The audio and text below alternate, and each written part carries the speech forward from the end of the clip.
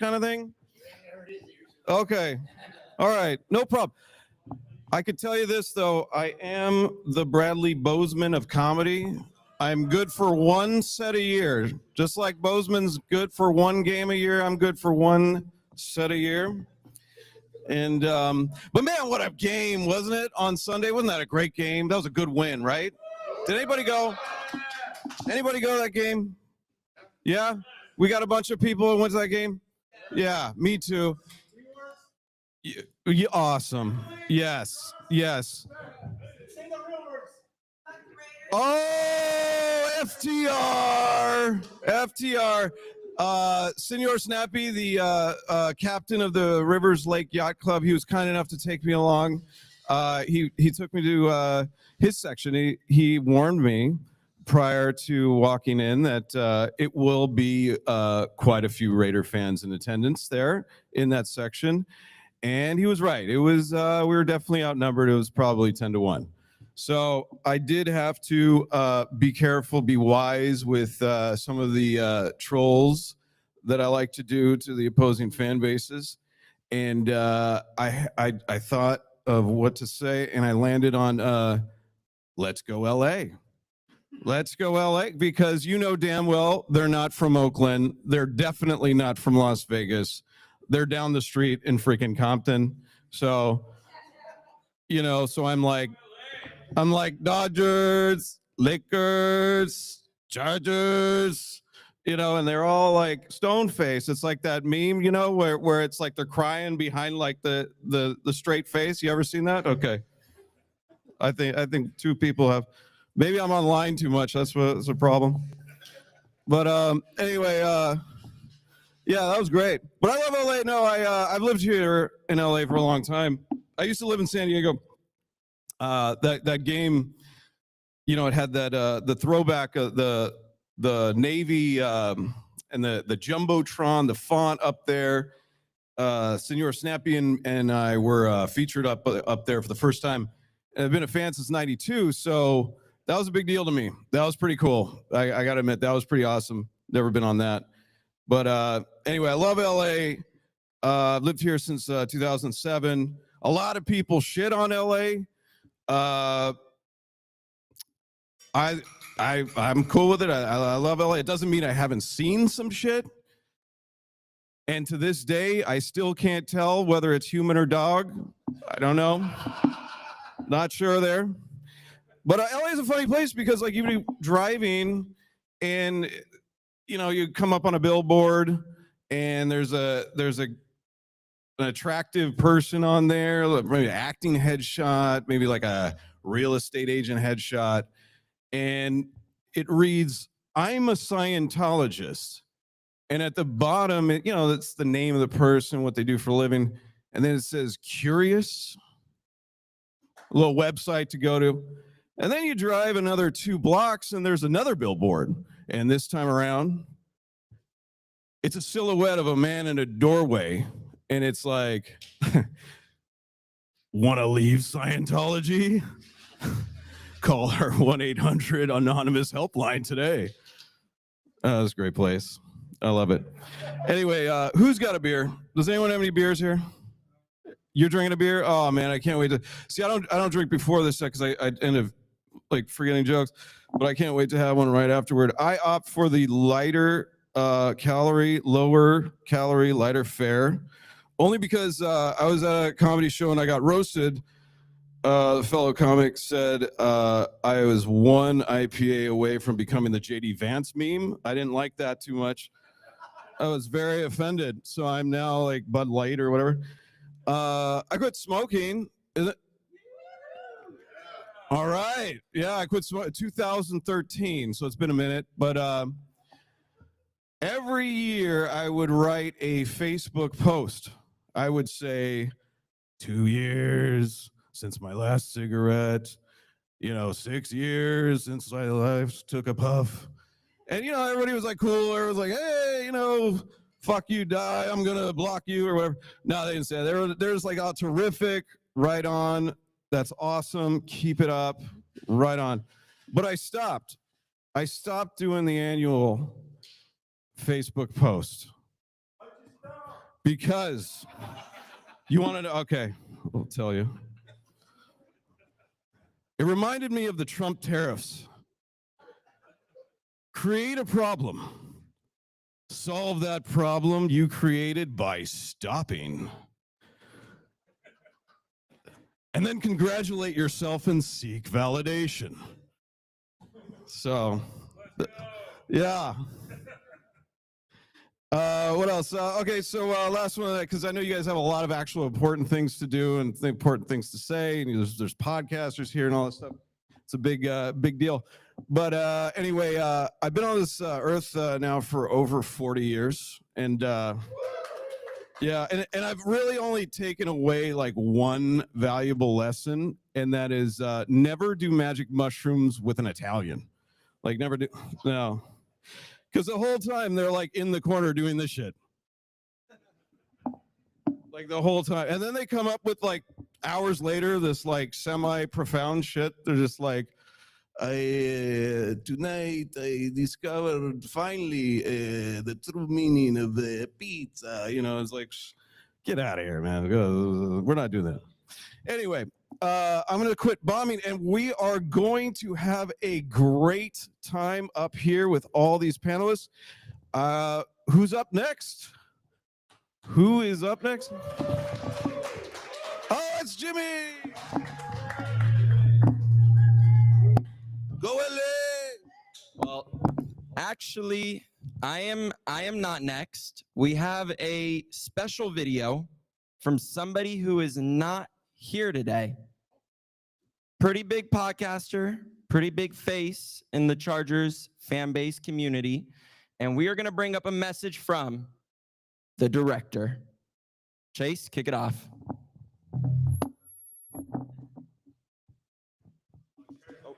What do I do?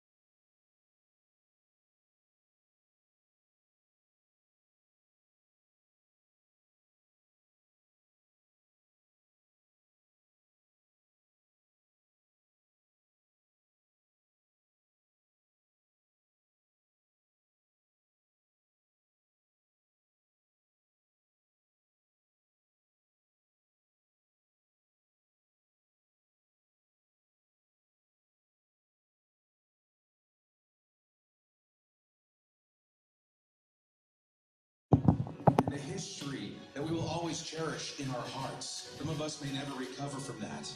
But maybe the worst one of all, that 3-year span of Brandon Staley. But despite all this, here we are in one of the greatest eras of Chargers football ever. How lucky are we to be here? How lucky are we as fans to be watching our fearless leader, Justin Herbert, lead the charge every week? How lucky are we to see modern legends like Khalil Mack, Keenan Allen, Derwin James take the field? How lucky are we to have a GM who actually knows how to dunk over and over and over again? I mean, Joe Alt, Lad McConkey, Tarheeb Still, Omarion Hampton, Aronde Gadsden, are you kidding me? All in the image of one of the best football coaches of all time, Jim Harbaugh. Chargers fans, stand up.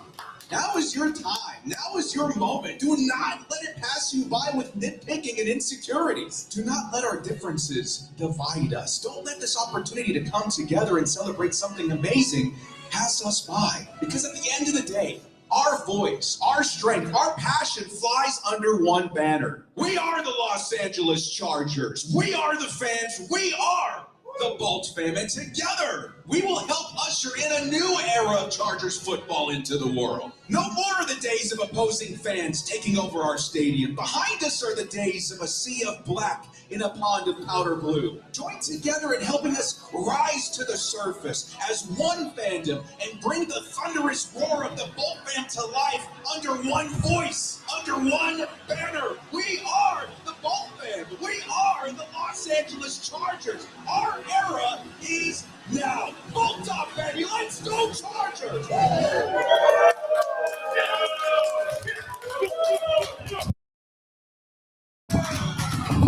Let's freaking go. Are you kidding me, director? That was fire, man. I hope you're tuning in right now. We all freaking love it, and we thank you for doing that for us today. All right. So let's talk about why we're here right now. You know, I met Corbin, the founder and the originator and the namer of the Rivers Lake. And I see him walking by. Yeah, let's give Corbin a round of applause because he gave us a little piece. I mean, let's be real. Phillip Rivers has the greatest stadium statue among all players. It's one of one. It's a freaking lake. And when I met Corbin, you know, no, Chase, you can put the other graphic up. Thank you. When I met Corbin, we were at a camp with Derwin James. It was a youth camp, and I see him wearing this Rivers Lake shirt. And I'm like, that's awesome, man. What? And he's like, I'm actually the guy that named it. And I'm like, okay, tell me more. And he's like, yeah, we got a group, we got an organization, we do all this fun stuff. So I'm like, all right, I want to be involved.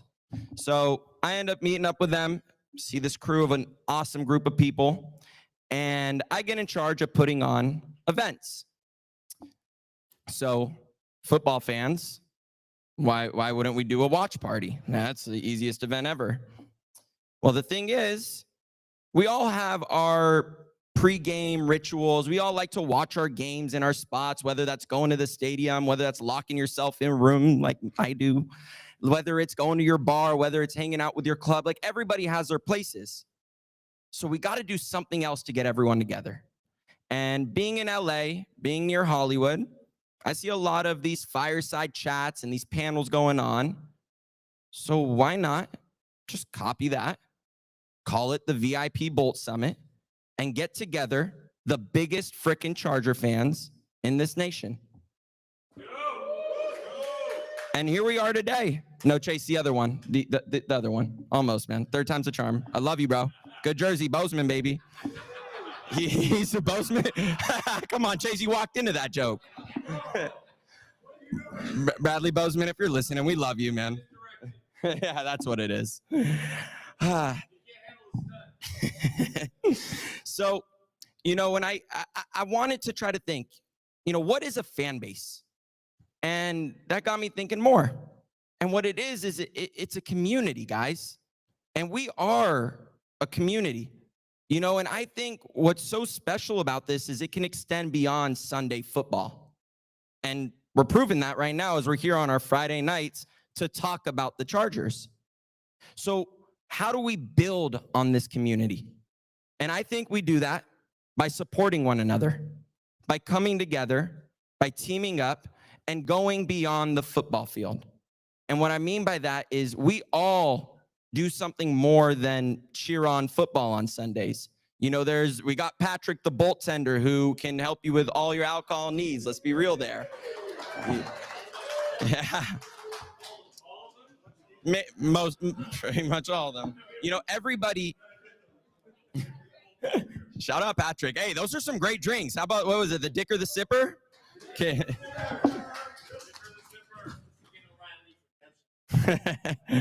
Cameron Dicker, if you're watching this, we love you, because after years of, man, I won't even say the names because I don't even want to disrespect him, but those kickers that we had in the past, Cameron Dicker, we love you. So again, it's more than Sunday football. It's bringing people together. It's community. And that's what we're doing here today. And that's why I have everyone here today. And I want to try to build something more than a football fan base. I want to build a community where we can all support each other, where we can all come together to be Bolt fam. So again, let's get started with tonight. We are going to have a great panel lined up for you. We have some great podcasters, but before we get into that, let's start by thanking our sponsors. Since I'm already up here, we'll start by thanking Gerber Kawasaki for this amazing venue, this amazing space, letting us do this event here. Great tacos, great food. A little spiel about Gerber Kawasaki. I'm one of the advisors here. We do financial planning. And what that means is we help you reach your financial goals. So whether that's saving for retirement, planning to buy your first home, trying to donate to a new nonprofit with the Chargers that might be coming soon in a strategic way, you know, whatever your money questions are, tax planning, this, that, that's what we help with. And myself, I'm very passionate about the Chargers. So I made it my mission to help athletes. And in doing so, I made it my mission to help Charger fans alike. So everybody here today, Gerber Kawasaki is going to be offering a complimentary $500 financial planning seminar or consultation to answer any of your financial questions that you may have. Moving on to the next sponsor, I'm going to bring up Patrick. Patrick, you want to come up here and give a little slur? Come on up, Patrick. Hey, what's up, guys? I have a company called Stir It Up Bartending. I've been doing it for at least 15 years. And yeah, you know, if you need like a house party or if you need like a full get up, you know, for a festival or something like that, I have knowledge of the ABC laws in so many ways that most people don't know. And yeah, you know, I do house parties. I do all kinds of like charity events, things like that. So let me know if you need craft cocktails, but also French wine consultation as well as beer consultation. Thank you. That's my spiel. Thank you, Patrick. And thank you for the great drinks tonight, Patrick. We all appreciate them. Corbin, you want to come up here and give a few words? Corbin bringing in the beers, man. Thank you, Corbin. Oh boy, there is a little bit of a spot here. Let's see if I can get in the camera and out of the feedback zone. Okay, I am representing my new startup, which is called Third Switch. It is an energy consulting company. So if you have energy efficiency or sustainability concerns, particularly if you would like to save some money on your utility bill and you're in the commercial real estate business, that's what Third Switch does. And thank you so much for putting this together, Gerber Kawasaki and Rivers Lake Yacht Club and everybody that's come here. It's going to be a fantastic night. Let's move it on. Kent, you want to come up and give a couple words? Kent, you want to come up here and give a couple words? Come on. Hey, shout out Kent. You know, Kent brought the bags. He got the koozies. He got us taken care of, a little swag to go home with. Welcome, everybody. This is exciting. I mean, so me personally, when I'm not geeking out over the Chargers and Rivers Lake and, you know, trying to build the fan community, I have an exterior design business. So residential, turn your backyard, your front yard into something spectacular. Because in this climate, you know, I grew up in Oregon, and we don't have year-round nice weather like we do here. So that's what I do with the outer spaces exterior design. That's my plug. I love it. I love it. You guys see what I'm talking about? We all have things going on outside of this. And if we can support one another, build with one another, that's how a community gets made. That's how energy gets built. And that is how we are going to build true home field advantage at SoFi Stadium for our team. So let's get this show on the road. Can we get our panelists up here? Andrew, NFLMike, Nova. Let's get started, baby.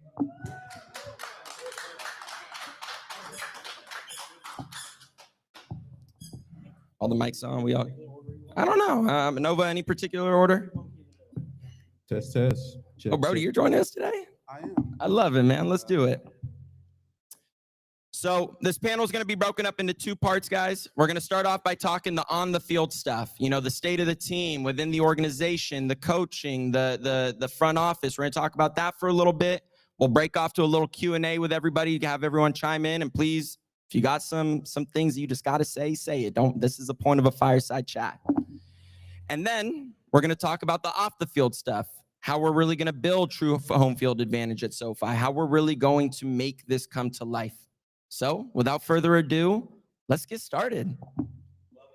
How's everyone doing today? You guys want to introduce yourself, Brody? Let's start with you, man. So I am a Brody, one half of Lightning Strike podcast. Hopefully you guys have seen us Let's go. before. Thank you. Myself and DJ Nova Fresh, who is behind the cameras at this time for anybody who's wondering. I think so. Is it? I don't know. No. Testing. There we go. Is that it? Okay. Little feedback. Sorry, guys. Little technical difficulties. That's okay. We're doing pretty good so far, honestly. Yeah, thank you, guys.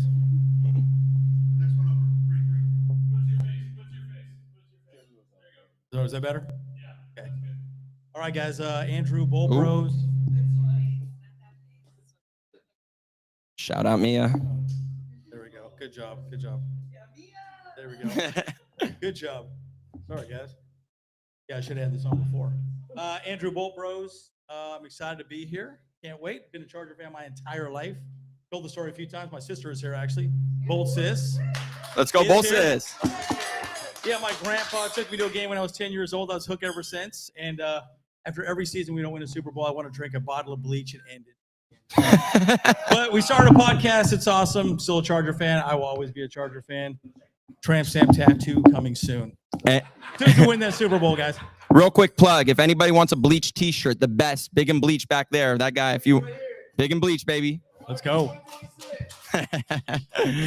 NFL Mike? Yeah, I already have the tattoo, so I'm not gonna show you guys, but I already have it. You just have to trust me on that one. But I'm NFL Mike. Yeah, we gotta see it. What are you talking about? I create NFL content. You guys hear me? It's working? Yeah. Okay, cool. Making sure. But I create NFL content every day. So that's all I do is just make football videos. You guys want to follow me at the NFL Mike on all platforms. I'm a diehard Chargers fan. I've been my whole entire life, and I try to put a little extra Chargers videos. Hate on the Raiders a little extra. Of course. Always fun. Hey, we liked your video this week too. That was pretty good. Oh yeah, I got plenty of ideas for the Eagles, so stay tuned. Man, I'm locked in right now. did you hear what the Eagles are trying to do in Santa Monica? What? Apparently they're doing some rally trying to get, I think Darren Sproles might be there. I don't peer takeover. Yeah. In Santa Are Monica. you kidding me? I wouldn't wish I kid was you. lying. I wouldn't ever. They kid know you. the stadium's in Inglewood, right? I'm just the messenger Oh, of things and such. What is it? Wish I knew. Oh, I love those guys. No, Yeah. no, we don't. We don't like them. No. All right, well, let's get into the state of the team, the on-field outlook. And I know Andrew wanted to give a few words, and I know who wouldn't want to start by talking about this, but formations. And talking about some of the different things that Jim Harbaugh is putting out there, some of the different things that we're seeing. Andrew, take it away. Yeah, you guys want to learn about offense or defense first? What do you guys think? Come on, Offense? defense wins championships, guys. Jay Herbo. Yeah, we But we got Herbert. Jay Offense it Herbo. is. Jay Offense Herbo. it is. So offense is pretty interesting, guys. Guys, I could geek out on this forever, so I will try to be brief. But maybe in the Q&A you can ask a few more questions as well. But offensively, it's interesting. We run a lot of. Actually, let me just take a quick question. You guys know what formations are? Like 10 personnel, 11 personnel, so one running back, two tight ends, so on and so forth.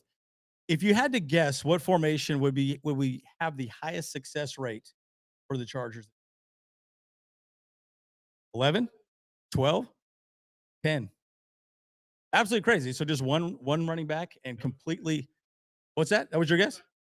Yeah, no tight ends. So 10, spread. By the way, Greg Roman, I think was it week 4, week 3, something like that. He came out and talked about, I could run a game plan that would win us the game, but Justin Herbert would be in harm's way. That's a perfect example because guess what? We have a horrible offensive line, as we know. You heard about that? You guys heard about that? It's not horrible. It's injured. It's injured. That's very It's true. injured. That's It's very injured. true. Good point. Crazy. Good I like point. That is news to me. But the problem is you run 10, guess what? You put Justin Herbert in harm's way. That's why he's been sacked more than any quarterback in the NFL this year, pressured more than any quarterback in the NFL this year. But that's our highest percentage formation in getting third down is actually 10 personnel. 11 is actually second. So Justin Herbert gets the ball quick, third downs, third and Keenan. We all know about that. But one of the other formations that we ran quite a bit this last week, because Justin Herbert has a broken hand, was the pistol, and obviously we ran a lot out of the shotgun. So this game against the Eagles, we will most likely be in the pistol and shotgun pretty much indefinitely. So it's pretty interesting to see. So you're going to see a lot of spread, which is good because you just spread the team out, get the ball out quick screen games, get the ball out real fast, or you're just going to run the ball in those formations. You got to remember what happened last week. The Bears, 280 yards on the Eagles.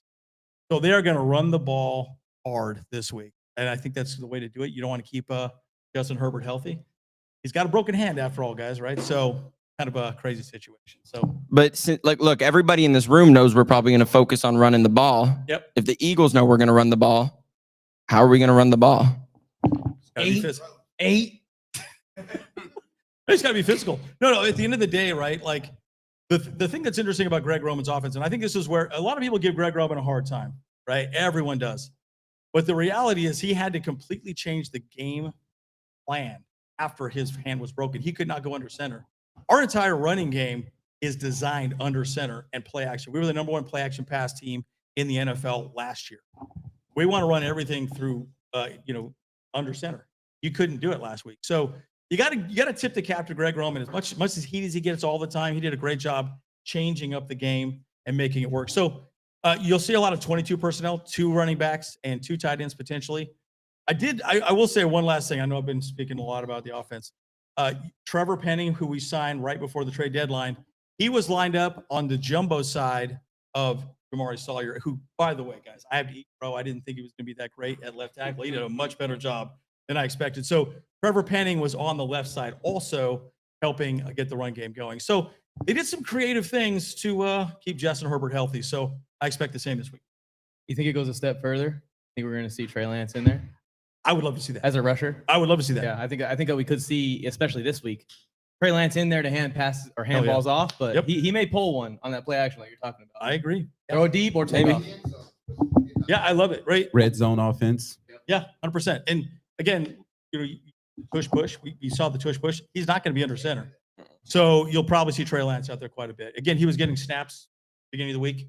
Justin Herbert is a full participant. Yeah, I think so too. Yeah. Easy stick. Yeah. Yes. Yeah. So I'm excited. And again, 22 personnel is pretty big out there. That's that jumbo set. You'll see some of that as well too. So I guess it's kind of interesting.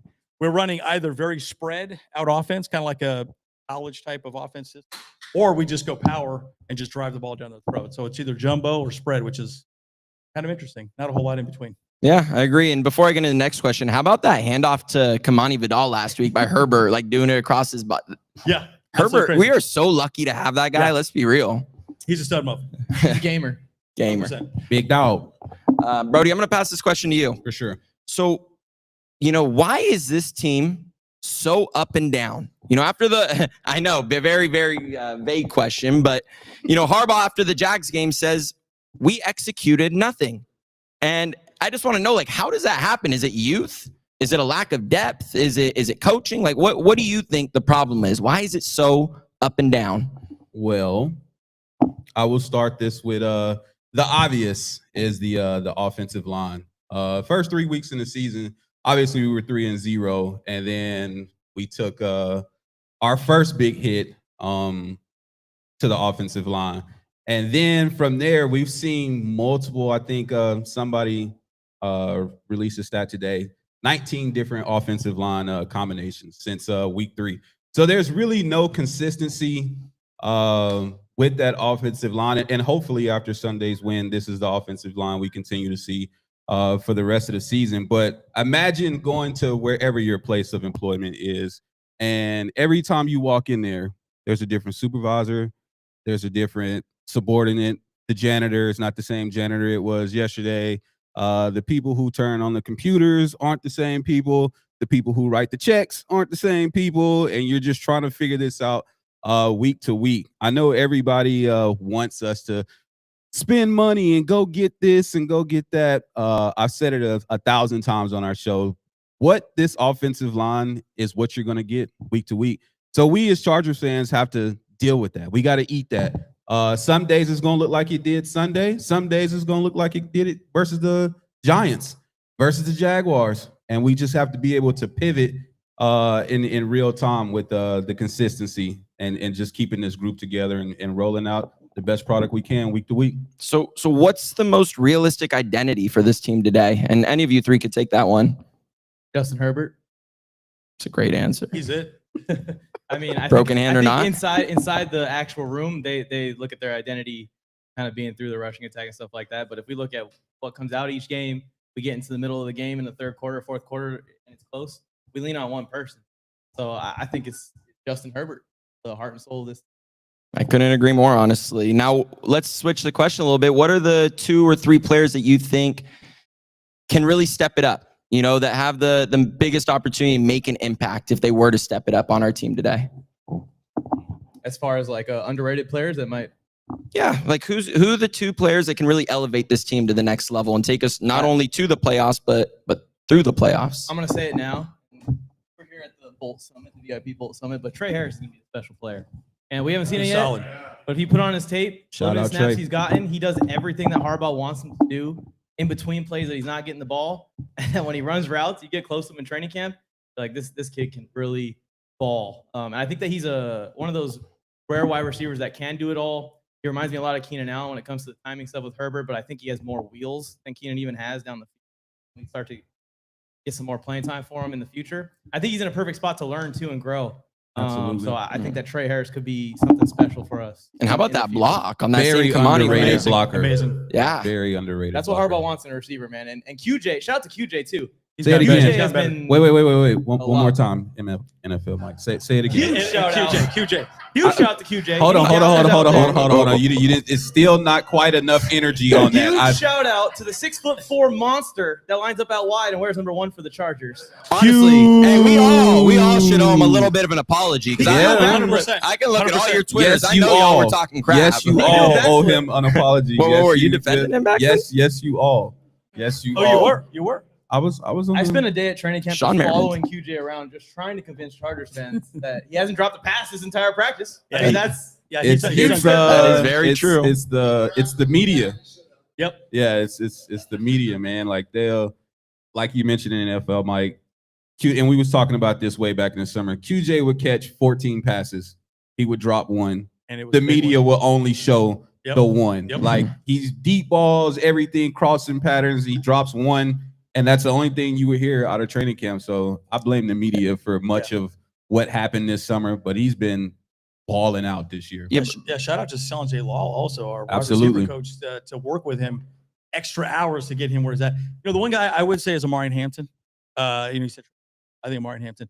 Him coming back this week will be huge, especially since we're going to try and run the ball as much as we can. I bring that up largely because I do think Jim Harbaugh and Greg Roman wanted a 1-2 combination. Think about it. We had Amarian Hampton, then we had Najee Harris. Both of them went down, and they haven't had that. Guys, remember, Kamani Vidal and Jared Patterson were not even on this team when game one. They were gone. So, look, it's amazing what they've been able to do with a 5-6 running back.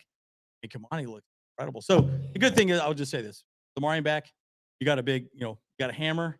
You got more lightning with Kamani. So it's exciting to have a 2 running back, offense. And back to the QJ thing. That's a great point. I think I agree with you 100% there. But back to the Thank you. QJ thing, something that we can all do differently. I mean, imagine you mess up at work. You have a bad day. You send the wrong email. You mess up, whatever it is. And Fire. you're just getting ruined online. You think you're going to come in the next day and just perform well? Yeah. It's That's me every day. mentality. We're That's me every I couldn't imagine. So again, it's on us too to bring up the guys on the field if we want to see them perform better. Yeah, Think 100%. about when you work in your place of work and your manager brings you up and makes you feel good, makes you feel like you're doing something right. You're going to perform better. Yeah, and he's Yeah. he's a great fit for this team as well. When we talk about mentality, what Harbaugh wants as a culture, and this guy just goes out and works hard no matter what happens. So Good is or this- bad? That's exactly what Harbaugh wants. I know Harbaugh loves him. I know he loves him to death. Absolutely. I think that QJ, if the price is right, QJ, Ladd, and Trey Harris are the wide receivers. 100%. Whoa. 100%. Wow. 2 for 2. Are we going 3 for 3? Maybe even Concur. KLS. Yeah, I agree. I'll go Definitely. 3.9. I don't know. I feel like there's right now we're in the good phases of it, but there could be those hiccups that can hold us back a little bit. Another one who's secretly, I think, going to be a franchise player is RJ Mickens. But I Yes. want to go that. Love solid. Mickens. Throw that Yeah. in the bag. Shout out He's Mickens, played man. great. Yeah. All right, Very good. let's shift gears a little bit to the front office and the organization direction with the team. Next year, we're going to have $110 million in cap space to A lot of spend. cheddar. Who do we want? Yeah, give me 10 of that. That'd be great. Oh man, well, apparently that's not enough for generational wealth, according to Odell Beckham. Not even 100 million is enough, I guess. The different conversation. Odell needs to talk to me, I think. But really, though, who do we want? What are the names that stand out to you guys and everyone in the crowd? What are some names that you guys are thinking of? Number one for me is Khalil Mack. Really? Bring him back, please. You want Bring back Matt. one more Give him- season. Give him his money, whatever he wants, just for one more season.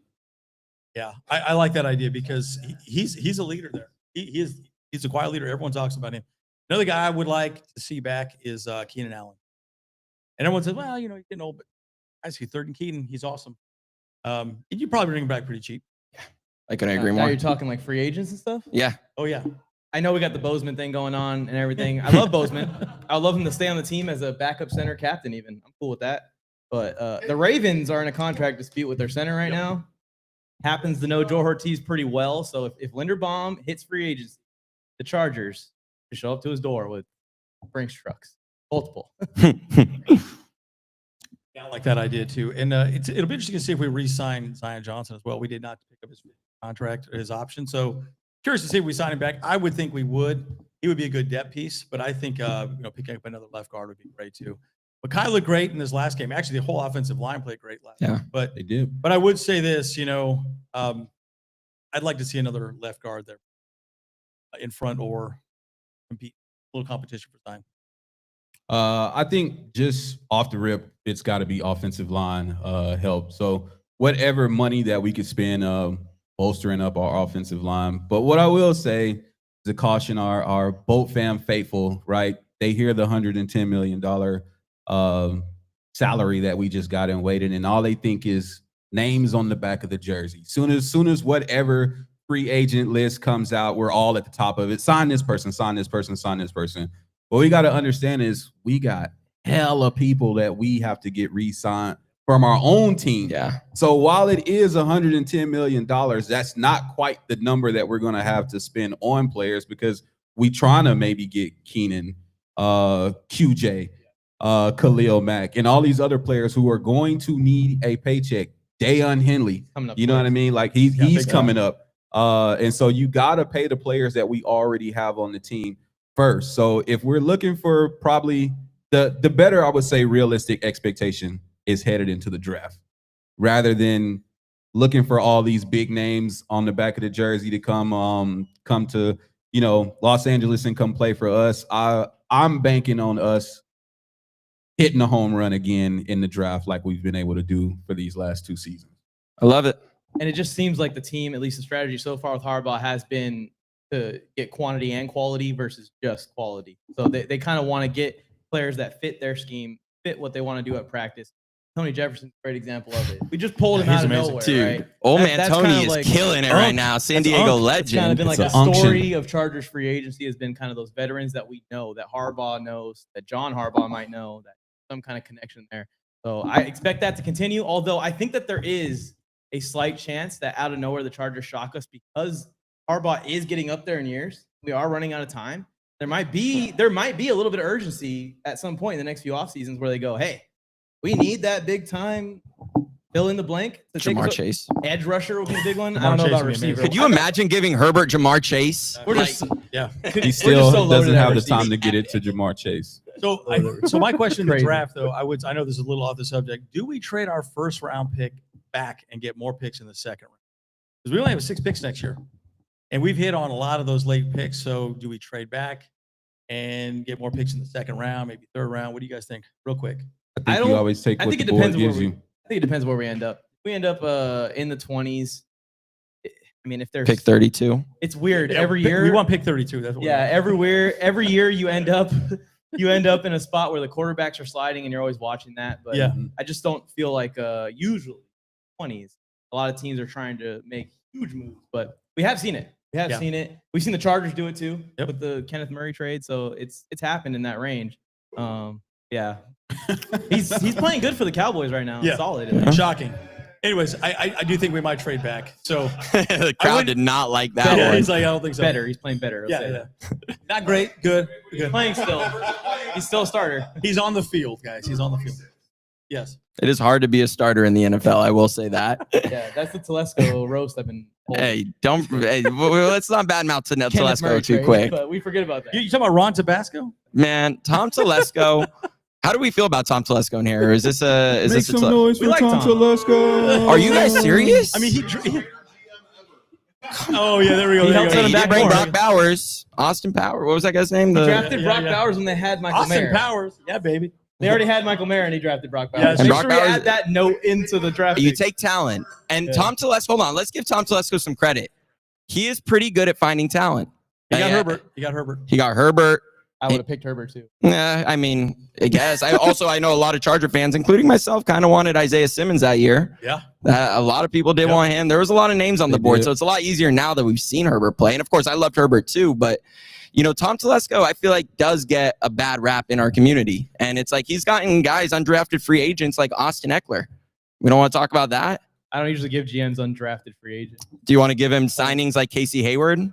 I guess that's a good one. Yeah. That was a pretty good one. He turned out a two-time Pro Bowler, borderline All-Pro. I don't want to get into Tom Telesco debate here because it's going to get ugly. It's going to get ugly because Okay, look, I'm a little those bit. teams weren't good. There's a lot more to a team. There's coaching, there's front office, there's all that. The reason I'm a little bit this biased about Tom Telesco is, honestly, he's a big reason why I'm here today. And and the reason is Pry tail. he drafted. Very biased opinion, but no, seriously. Undrafted, by the way. Highly biased. Greatest undrafted free agent signing. But no, when I was growing up, I always wanted to be an NFL GM. And in high school, I was like, you know what? Why don't I just try calling the Chargers front office? So I called and they didn't answer. So I emailed and they didn't answer. But I'm persistent. So I called again and again and again. Weeks later, months later, whatever it was, I get a random call, 858, and I answer it and I say, hello. And the guy goes, hey, is this Jimmy Bishrat? I'm like, yeah, speaking. Who's this? He goes, hey, this is Tom Telesco, the GM of the San Diego Chargers. That's awesome. And I'm like, no freaking way. Like, this is work. Hi, how are you? And he's like, hey, I got your messages. I want to see what I can do to help. And I'm like, well, it's my dream to be a GM of a football team. I was, by the way, a little bit of backstory. I'm not athletic. Like 2 left feet. I played golf in high school, like not athletic at all. But I love sports. I love the Chargers. I love my Padres. And I always wanted to be a GM. So I tell him that. But I'm like, I don't think it's realistic. So I'm going to go get my law degree and I'm going to try to become a sports agent. And he goes, Jimmy, let me stop you right there. You have a better chance of sitting in my seat right now, being the GM of the Chargers, than you do of ever making it as a successful agent. And the reason he said that is there's more agents in the league than there are players. And I'm like, damn, okay. So he goes, go do whatever you're passionate about in college, if that's finance, because I told him I like stocks, and work within the sports organizations. If you're going to SCSU, just work within sports. So I'm like, that's perfect. So fast forward, I go to SCSU, couple years into college, I'm doing something for the baseball team's analytics department. Sports get canceled. Because that was during COVID. Sorry, I don't know if I mentioned that. And I'm like, damn, now what? Can't be a GM, can't do this. Well, that's when my generation got into investing with Robinhood and doing all that stuff. That's when NIL started, and I start noticing a lot of these athletes have questions about money. And I'm like, wait a second. Why don't I help athletes and people with their financial planning, with their investing? And the rest is history. That's how we're here today. So, I have a soft spot for Tom Telesco. All you guys might not, but I'm a Tom Telesco guy, and I hope I can change your minds on him today too. I Shout got out to Telesco. How many more Shout out to drinks Telesco. we got back there, Yeah, Pat? exactly. I got a good story though. I'll add a story on that as well too. Let's hear it, Andrew. So the bottom line, again, I felt the same way about Tom Telesco, but I met Joe Ortiz at Thunder Alley, literally right next to Let's Taco About It. We all know where that place is at, free tacos. Shout out, Let's Talk About It. But anyways, he was there. He was getting mobbed by everyone. Joe Ortiz, literally, people were just forming him. I was one of them as well. And I was like, because I was kind of just geeking out about him. I was like, so cool. I got to talk to him. I said, man, you're doing such a great job. I love it, man. You're making all the right moves, blah, blah, blah. I said, you're doing such a better job than Tom Telesco. He stopped me dead in my tracks and said, hey, Tom's a good. Okay, cool. Anyways, you're doing a great job, man. And I just kept talking, and he's like, he said, but it just goes to show you, everyone's got their back, right? You're a GM, and it's a hard job, and he did the best he could. The one other thing I would add to this, guys, as much as we want to hate on Ron Tabasco, I like to call him Ron Tabasco. It sounds funny to me. But you got to remember, he's not the only one making the decision on the draft, right? And also picking players. I promise you, Brandon Staley was like, I wanted. You're thinking of the cornerback? The cornerback, Jackson. Is it Jackson? JC Jackson. JC Jackson. There we go. Rumor has its ownership wanted him too. I don't know how true all that is, but there's more. Like there is more people making these decisions. Exactly correct. So you got to remember, it's not just him making. He's not the one sitting there picking people off the board. A lot of people in that room making that decision together. So it's failure by committee. Maybe is that the right way of saying it? He held the job for 10 years. I mean, yes, he did. Three different eras, three different coaches. And let's be real, like you guys all went into the seasons thinking, I like this roster. Yep. Rivers, LT, Everybody. Gates. Like we had some ballers. So, and maybe some of those draft picks weren't his. Yes, I get it. But we had some ballers. And he's been through three different eras, three different coaches, and it's more to that. There's injuries that happen. There's a lot of, like you said, people in the decision. So, I can assure you 50% of this room posted that picture with a cigarette in his mouth saying Tom Telesco's the GOAT. And shout out Tom Telesco. Can we get a round of applause for Tom, please? Here we go. From boos to claps. Okay, Tom, fine. If you're listening, man, thank you for everything. Shots for everybody. He can come back to this specific event and just talk with us. Like he can sit on the stage and talk with you. I would love to have him up if you here. Interview him, man. Bro. I need to get him on the Athletes Advisor podcast. Yeah. Tom, if you're listening, man, Athletes Advisor podcast. Let's get you on. I love it. All right, guys, let's open it up to the room. Any questions that you guys have? I want to have a little Q&A here before we get into the next segment. Q&A. All right, let's hear it. Q&A. Come here. Let me have you come up with the mic. All right. Hell yeah. Great hat, by the way. Shout out your son. So, quick question for you guys. Chargers are number 2 on the list, spending more on offense than they are on defense right now.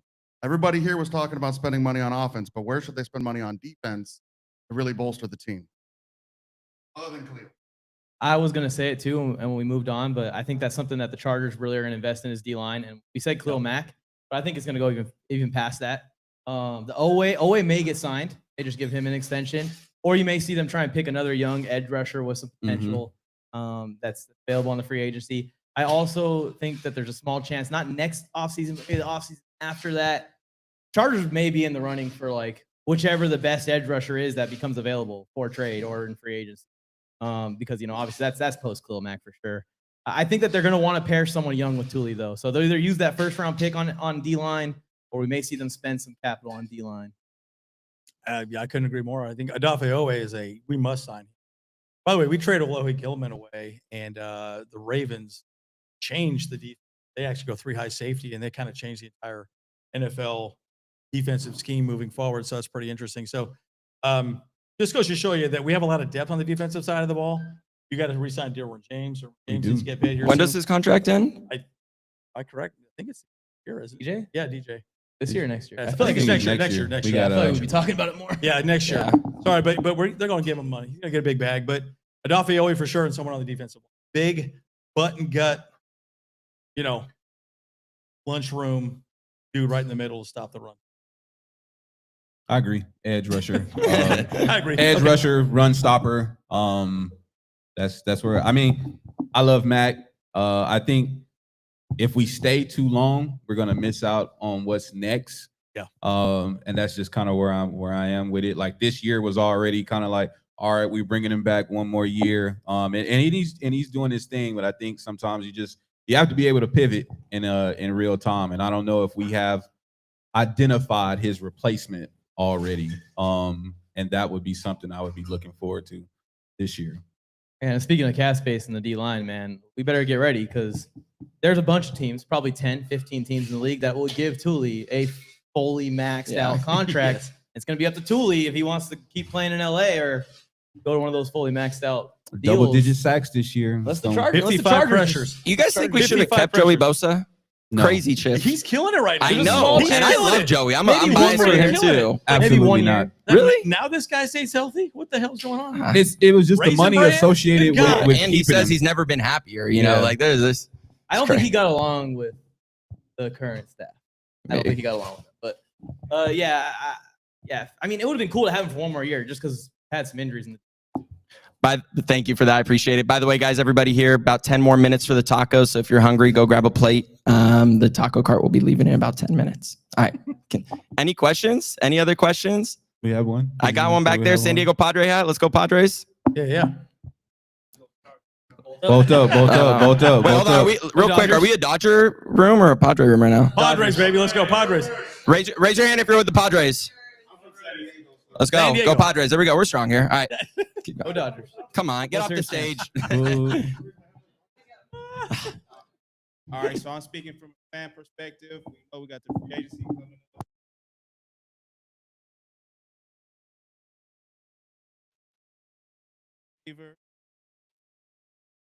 Answer as far why right now? Yes. Imagine giving Herbert like a real guy to throw to. And look, I love Keenan. He's doing great. Lad McConkey is Are awesome. the rest of the guys not really? They're there. They're good. But are they like? Imagine if he had a Justin Jefferson. I mean, again, it's the name That's a on the good back question. of the jersey that you're looking at. What you don't understand is where those people currently are might be why that they're so successful. Like a Jamar Chase, right? Jamar Chase is successful because T. Higgins is on the other side of that field and draws so much attention that when you decide, to play a certain style and leave him one-on-one on an island because he demands so much attention, that's why T. Higgins didn't leave. I don't know if y'all remember back in free agency, we were all on the T. Higgins train. That's our number one wide receiver. T. Higgins didn't want to leave because he knew he wouldn't get a better situation than the situation that he's in. And I think just with the wide receiver core that we have now, like you already mentioned, Trey Harris is going to be that guy. He's coming. We already have Lad. And how many people knew who Lad was last year before Lad became Lad before us? If you didn't watch SEC football, you didn't know Lad until he just started doing what he does on the field. We still have KLS, who is a healthy scratch. Yeah, I agree. Week after week. And so and he's still, everybody was a KLS fan in training camp, right? We talked Big about time. that all training camp. The Trey Lance to KLS bomb that you saw every training camp practice, and everybody's like, oh man, these guys are there, they're killing it. So we already have the talent. If you go get somebody else, you just keep pushing these guys further down the depth chart without actually giving an opportunity to evaluate them. So it's like, I think we're good on our wide receiver core. I think we've knocked it out the ballpark on that. And we keep a few veterans around, like Keenan Allen one more year, who's still balling out, third in Keenan. If you know, you know. But I definitely don't go spend no money on trying to get such a high acquisition. You're going to leverage the franchise if you do that. We're going to have to pay so much money to bring in a person like that. And there is no guarantee that they are the person that they were with their current team with us. And we're going to be JC Jackson all over 2.0. again. Yeah. Yeah, I couldn't have said it better myself. I think that's exactly right. Because again, you bring in a T. Higgins, pay him a boatload of money, and guess what? He sits on his can, doesn't do well. End of the day, it doesn't matter. I think our wide receiver room is perfect, and I think you need to spend money on the defensive line and the offensive line and just build the.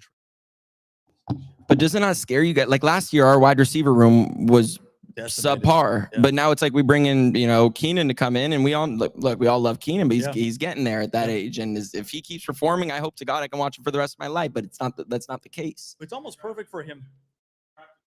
Yeah, we did. Yeah, I was about to say, I wish we could just do a Trey Harris film Yeah, study exactly. right now on the retreat.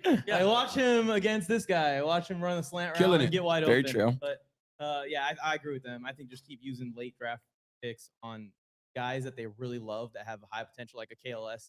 The Chargers have set themselves so well at that position. I know it seems like we don't have a lot of players there, but like the Chargers are going to have multiple 1,000-yard receivers. Yeah, I'll leave one last thought. We did just let go of Luke Grimm on our We practice did. squad, and I did a whole video on this, and I basically outlined the fact he's a very, he's undrafted free agent. Yeah. From Kansas Great Very player. good though. Absolutely. He's same size as Lad McConkey. Mhm. Probably could even be our punt returner next year. Darius Davis is pretty small, but he couldn't find the field. He couldn't even stay on the practice squad because our wide receiver room is so deep right now. So Brandon Rice. Brandon Rice is gone too. Another person. So my point is, like, I just think we have plenty of talent on the wide receiver. I just think we need to be able to get nasty up front on both offense and. Lastly, on the wide receiver note, I don't know if you heard of this one tight end that we got, but he's a rookie. His name's Oronde Gatson Jr. Oronde Gatson Jr. He's definitely the future at tight end for us. So we have weapons galore. It's really just getting J10 the time to get the ball to these targets. But shout out OG, man. I know everybody became an OG fan. He's basically another receiver. Like when you're saying Exactly. we go out in these He spread is. formations, Yep. we have one tight end on the field still, we still can go into spread. And he is a wide receiver converted to tight end. Exactly. That is his natural position. He's just big as hell. That's actually why he slipped in the draft too in the 5th round, just because he wasn't really a tight end, and a lot of people didn't think he could block. So he did a really good job coming in, actually blocking. He did. Halfway decent, He did. but he still lines up in the slot a lot. So yeah, he's a wide receiver, / tight end. Late So, round. Yep. Not really a tight end. Exactly. So in some Sounds NFL offenses, familiar. he doesn't quite fit. So that's the interesting. Any other questions before we shift gears here? Let's hear it. Take the mic real quick. Can you see LaDainian Tomlinson being the head coach after Jim Harbaugh? That'd be sick. Of the flag team, they do the celebrity game every year. Yeah, the celebrity flag game. Is he still with NFL Network? Does he still do NFL Yeah, Network? he's stuff? Shout out I'm LT, pretty sure. man. Shout out is the LT. man, Great by the way. team ambassador, man. He's always Yeah. at the games and just around with team activities. And for him to be at the caliber of, being a Hall of Famer and just coming back and being around as much as he is, like definitely shout out to him. I will say that on that note, though, I love what Harbaugh did with the players. He brought in a lot of legends to practices. Like there were practices where Sean Merriman's out there helping coach. There's Yeah. practices where just random guys are out there. Navarro Bowman is on the coaching staff. A lot of people forget that. And he's a former Hardwick stud. too. Yeah. Hardwick. Stud of a linebacker. Yeah, Hardwick's on the coaching staff. He's a former Chargers legend as well. Another guy that I was super excited to see at training camp every single day we were there. Jaleel Adai out there helping. I know Yep. he's a commentator now, but seeing the hitman just walking around out there was awesome. So I love what he has done to include the legends again. I feel like there was a separation between the Chargers and the Legends for like a good little Yeah. period there. Yeah. Like the LA I agree. move kind of like For made a little bit of sure. a split. Burn some bridges. Yeah, they did. Please. And then I'm going to ask you to come to the stage and talk a little bit about Rivers Lake Yacht Club. Well, you're next, brother. Brandon Staley said, I quote, Brandon Staley said, it's all about relations and competition.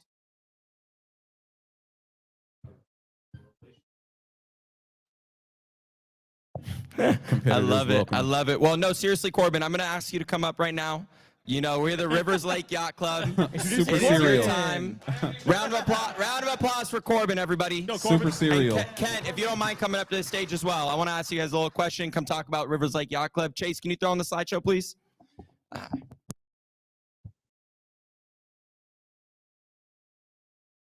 All 4 mics. Every single one.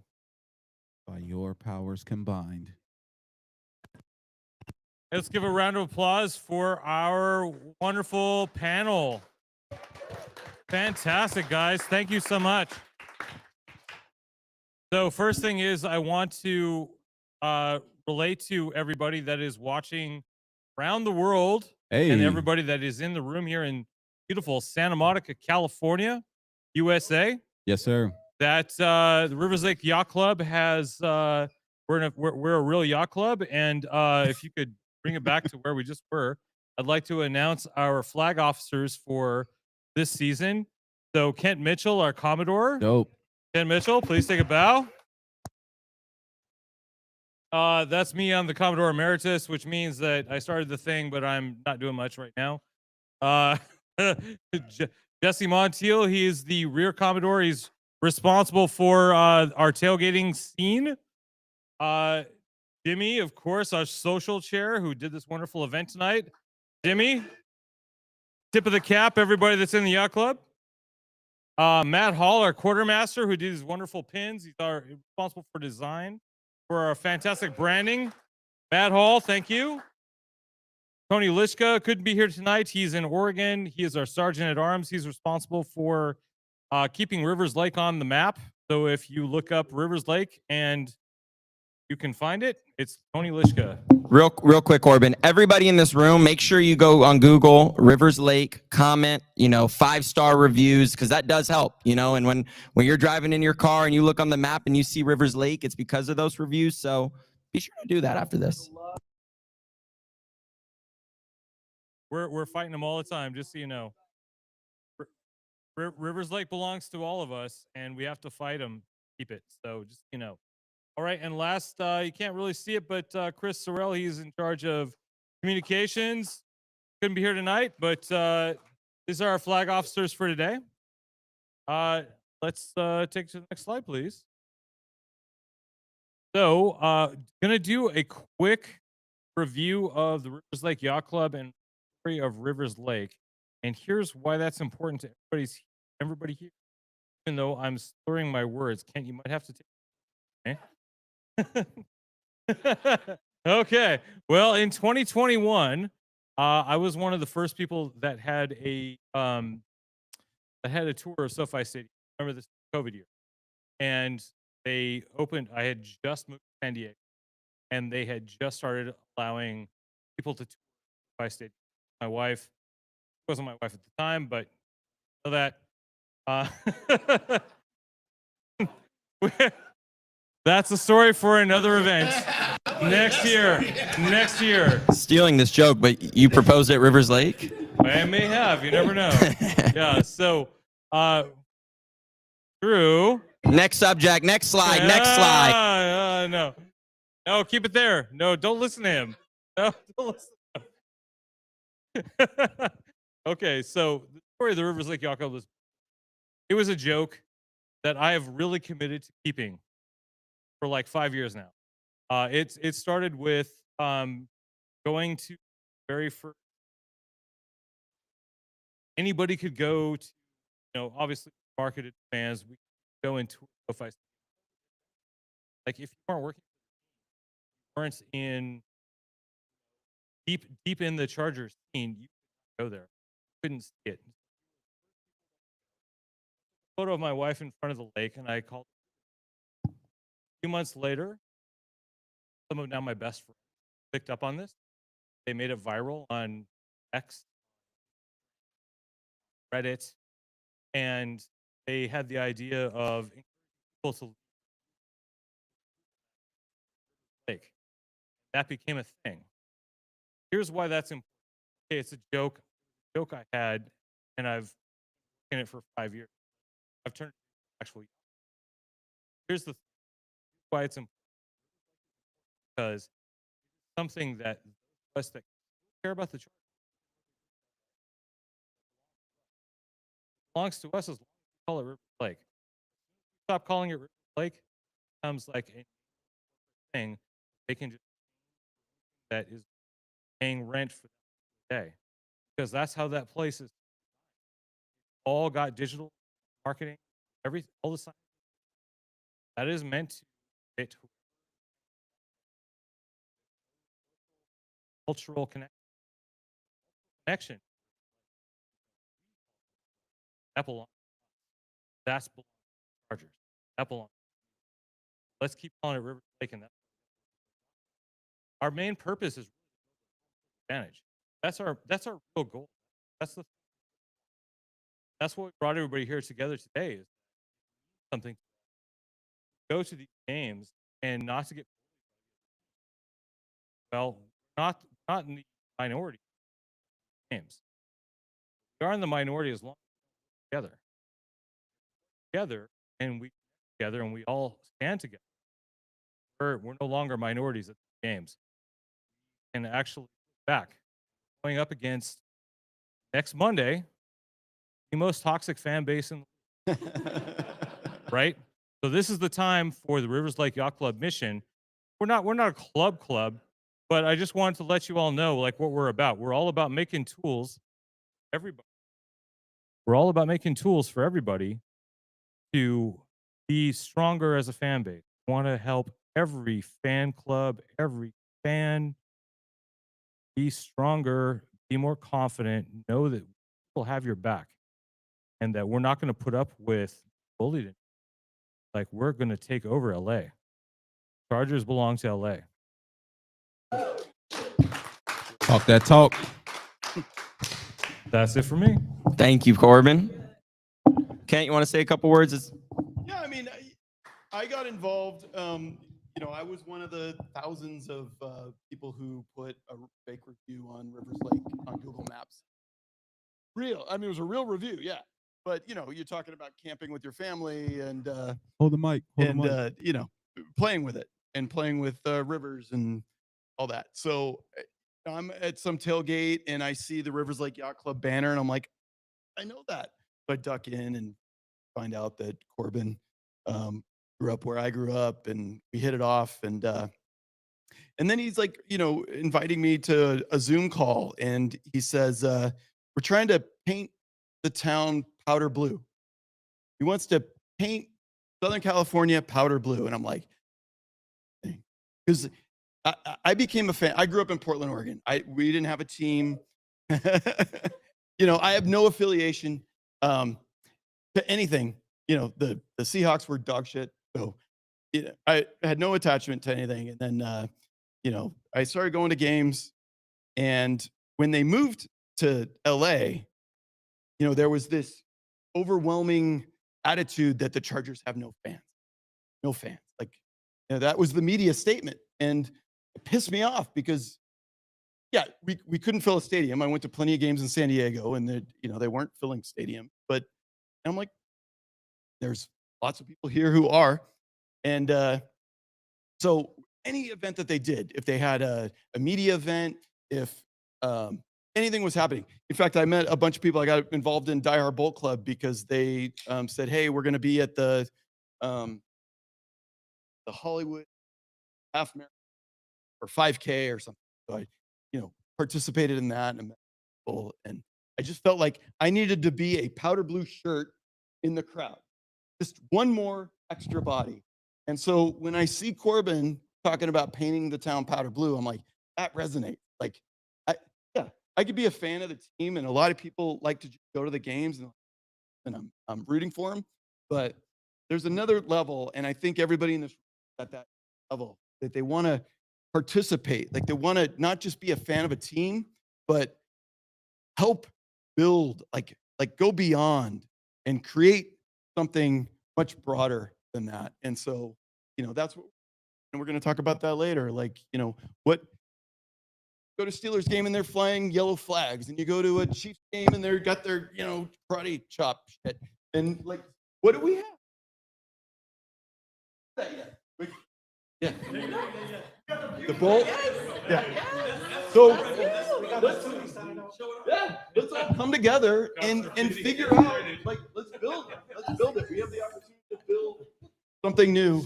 And that's what's exciting, and that's what I hope we light the fuse today to get to that place. And what Kent's saying is actually really cool, because we could do this together. Like we are the biggest fans. We have a lot of reach to a lot of other fans. We can go to games on the first Sunday, pass out flyers, tell them what we want to do, and we could start something. We could create our own chant. We can create our own chop. We could create whatever it is, and we can do that together. So again, if we can all come together, you know, no matter what Charger group you're associated, whatever it is, or that we are Charger fans. And if we come together, we really could build true home field advantage at SoFi Stadium. All right, Patrick, you want to come up here and talk a little bit about Boltropolis? Question in the back. We got a question. Quick question in the back. We'll get to Q&A right after Patrick talks. We will get right into Q&A. I appreciate that. Please do hold that thought, though, because we will get to it. Everyone, welcome Patrick up, who's doing a pretty cool project. Chase, the next slideshow, please. Give it up for Patrick one more How's time. everyone doing? And those great drinks. Dicker the Sipper was a hit. Get on stage. Get on stage. You got to get on camera, man. Don't be shy. You dressed up as a bolt sender right now. I'm going to be kind of honest. We might have to cut the tape on a lot of this stuff. A lot of it's very proprietary. Kind of serious. So essentially, you know, was kind of interesting. We had a meeting recently, the Rivers Lake Yacht Club, and we we were talking about it, and we had we had a problems articulating what we need to do. And Kent finally said, "What do we need to do?" And he articulated it very clearly. He said, "How do we get home field advantage?" I don't know if you guys know who I am. I'm one of the co-founders of Electric Avenue. Electric Avenue is a cool tailgate that we started in Pink Lot. And it's kind of interesting where if you guys tailgate in the Pink Lot, historically, there might be like one or, recently we took over another row. But when we face fan bases that have numbers, say even the Raiders, when they like two win, whatever, they still can actually roll deep. Eagles, Steelers, name it. We get overwhelmed in the Pink Lot. But what's fascinating though is there's always fans out there in the Pink Lot that are just disconnected from everything that we're doing. And even when I started Beast City Bolts, it was a break off of another club that we will not name. And if they're here, show up. Anyways, but like what happened was, I went to several different bars and I saw charter fans in every bar, in my neighborhood. And I saw 4 here, 4 there, 10 here. And I was like, where do all the charter fans go? And they, in the local area, they couldn't tell me where. And I literally now do watch parties that can get up to like 400 people at time. And in a lot of them are locals. Some of them travel from afar, but really like 200, 300 people are local. And there's a lot of charter fans. They're just like completely disconnected. And for instance, at the Raider game, I'll get into this. It's not as polished as everything else because a lot of this is very new. It's a very new topic and it's a very new direction that I think we want to go in. But one of the things with like Electric Avenue, that how we founded it, and even with Beach City Bullets as my crew, the crew that I started down in Orange County, is I literally found Rivers Lake Yacht Club in the vast expanse of the Pink Lot, just like other crews that we have. And I'm sorry to say it, I'm sorry. I have to say it. But no, it's something that we have to be kind of little real about is when the relocation of the Chargers fan base happened from San Diego to LA, it completely scattered the fan base. It disorganized it in a way that we still haven't really been able to reorganize and rethink and recalibrate and just redirect the entire fan base on where we need to go. And like Electric Avenue has doubled in size this year, and we started last year. We started with 30 cars. Rivers Lake Yacht Club was one of the crews that we started with, and we started with 30 cars, and now we're like up to like 50 to 70. And I found like at the Raider game, I found 20 new Pink Pass holders at this Raider game because I would just walk around the lot, and there would be like some Charger group and like surrounded by Raider fans, and I'm like, this sucks, right?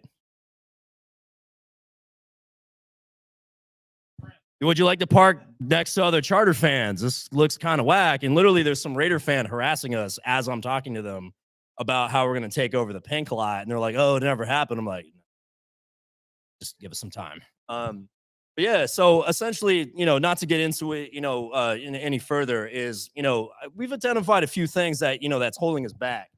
We're kind of lacking an identity. A lot of our identity as the Chargers is based in San Diego. When it comes to like, there's the chant, San Diego Superchargers. And look, it's part of our history.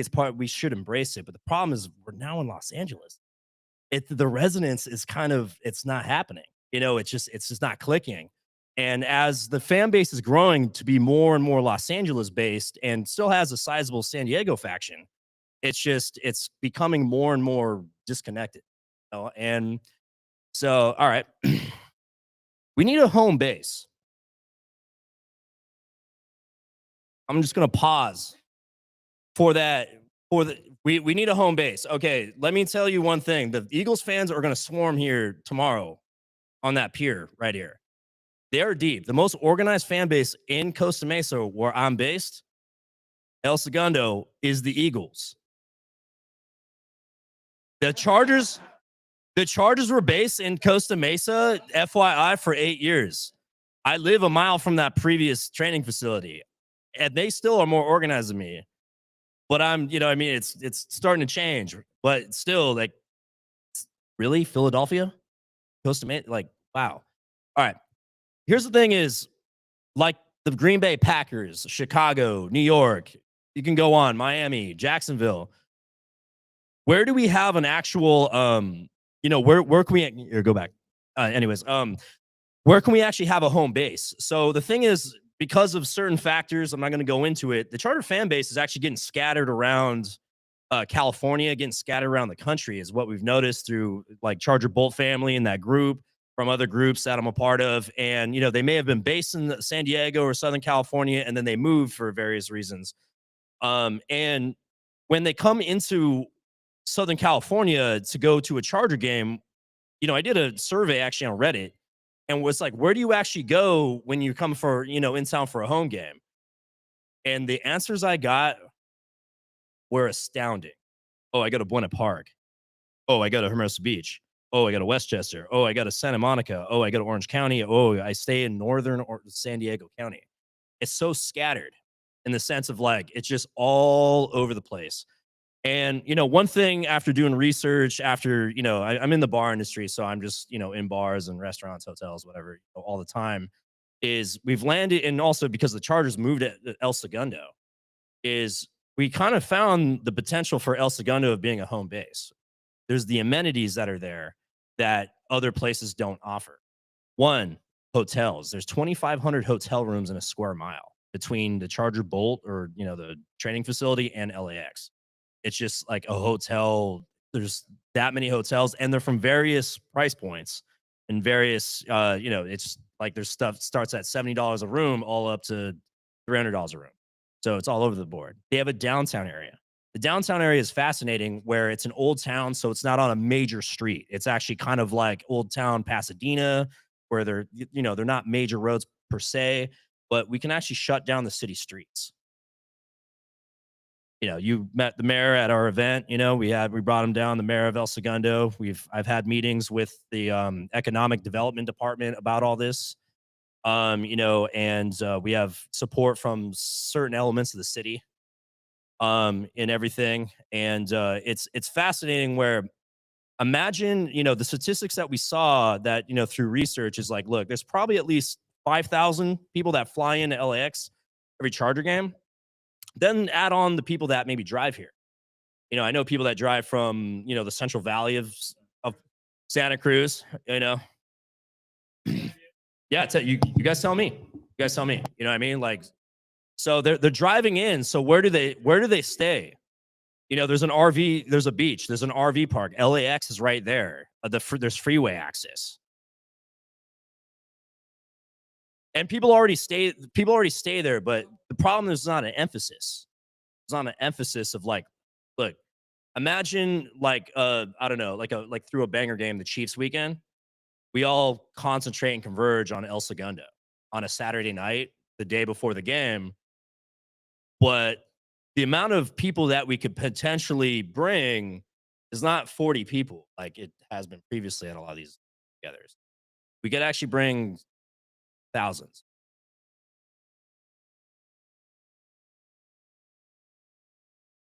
Painted powder blue. Now, I want you guys to imagine that.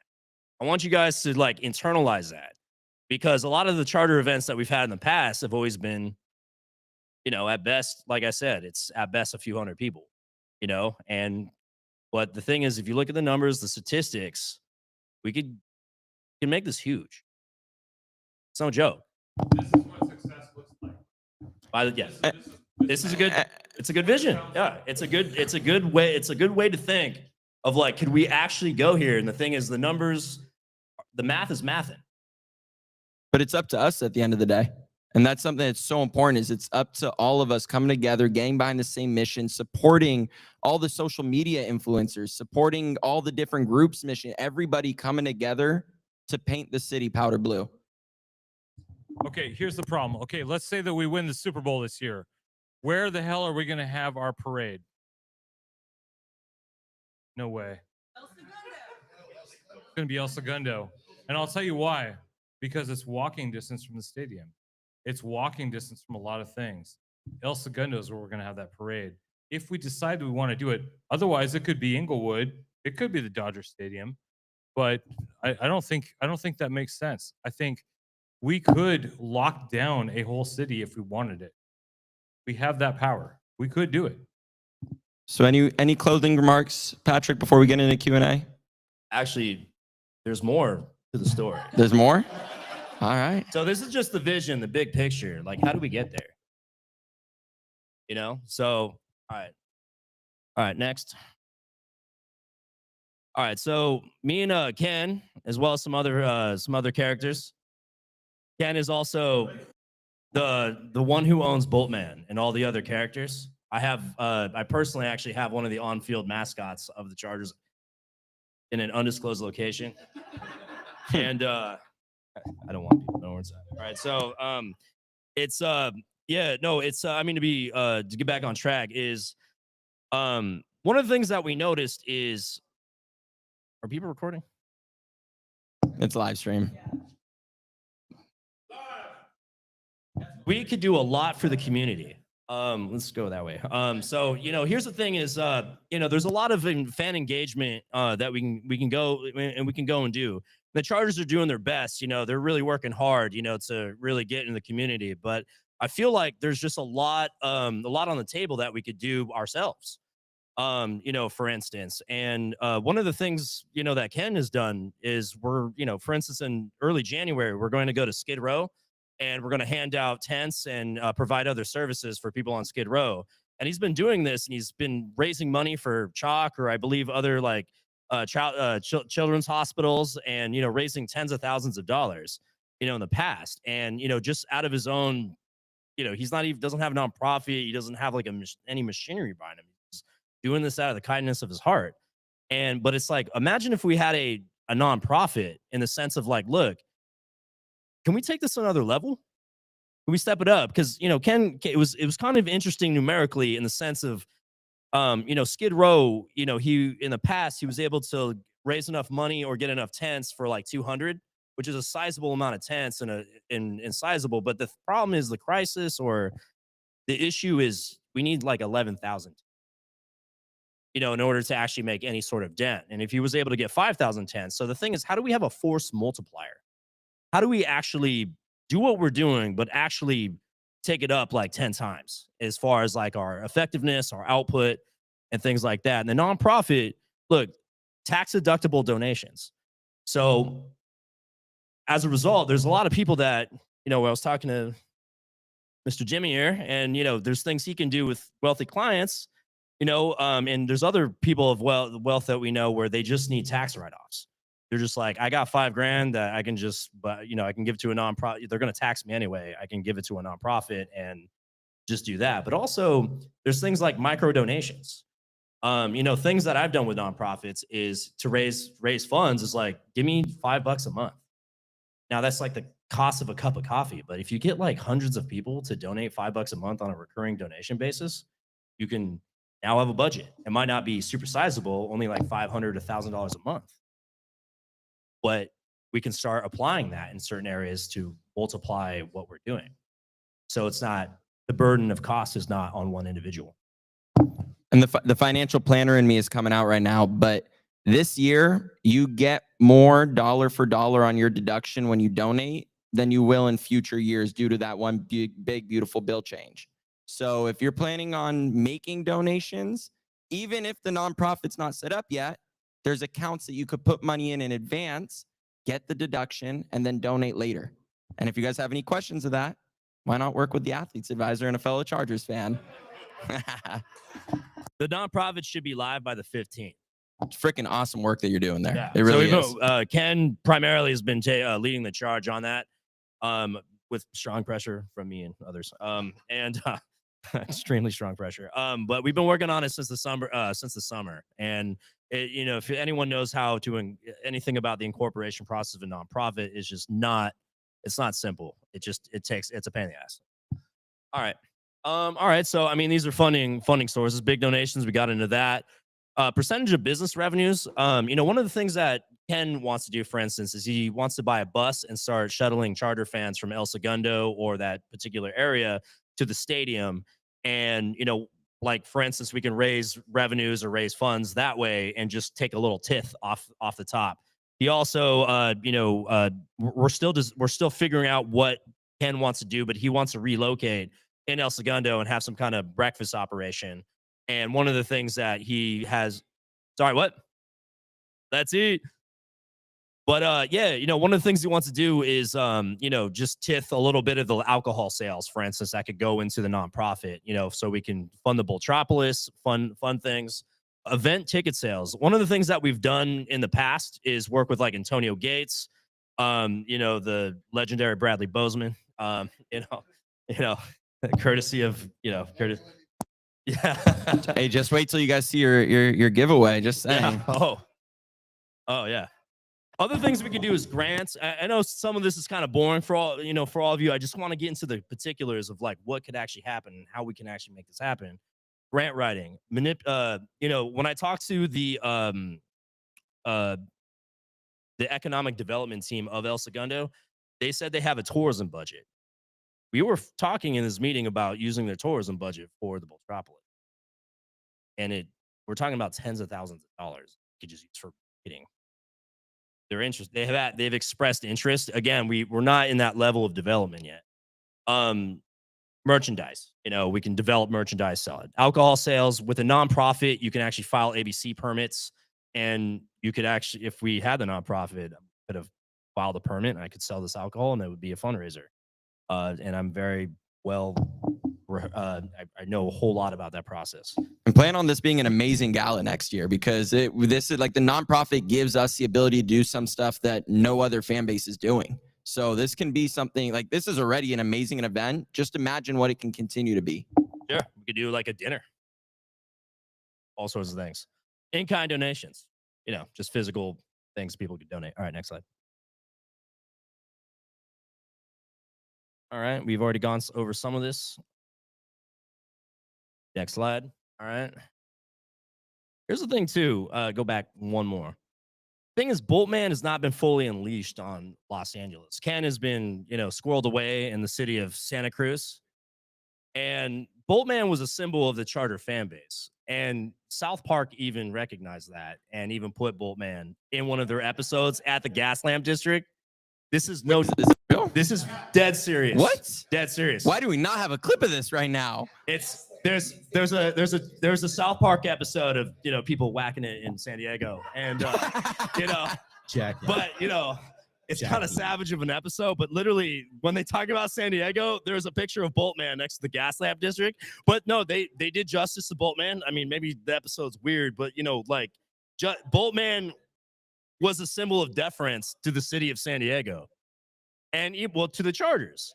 But here's the thing: is Boltman's been, he's been missing in action, and we're relocating Ken to El Segundo, and that's actually a key part of the Boltropolis. Is how do we get Boltman out there in the mix of action? We got to relocate him, and the Ken, as well as me and a few other characters, we're leading the charge and just be physically in El Segundo in many capacities and start actually, rounding up all the support we need in the city through our constituencies, through support through the business community. I don't want to get into it, but just all the people that are important that need to get involved, all aspects of the city and business community and community over there. All right. We don't have to go into this now. Skip that. All right. One of the key aspects is tailgating. And like I was talking about earlier, when we founded Electric Avenue was founded by different disparate crews that were kind of scattered all over the place and needed a home. I needed B City Bolts needed a home. Rivers Lake Yacht Club needed a home. Bull City needed a place to have more room for their people. There was other crews that I just found out in the pink lot. And one of the things too is one of the key aspects, I believe, of how we're going to do this is we need to build our tailgating scene up to even just up to par of like what other fan bases do, of just the kind of formidability in the sense that they have optics, they have arches, they have branding, they just have a presentation that's just solid. And we can do that. When I see what they're doing, it's not even something without that we cannot do. It's just we just haven't gotten to that point yet. I know. I'll cut it off soon. Sorry, Corbin. All right. Anyways, but I brought Esther and Naya to the first game of the season. Esther and I was the Charger DJ. She packed the place. It was literally the talk of the entire tailgate. But imagine if we took over the entire pink lot. That was literally, even if we were doing horribly in a season, people just come for the tailgate. And there's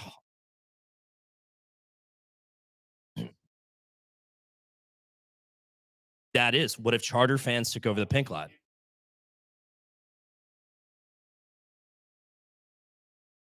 When before Electric Avenue took over lane 2, it was taken over by opposing fans, or now it is completely taken over. We are now going into the next lane. We don't have full domain over it, but we're starting to make ground in there. Imagine we took over that lane, and then that lane, and then that lane. We're rounding all sorts of people up. I found 20 pink pass holders last Sunday.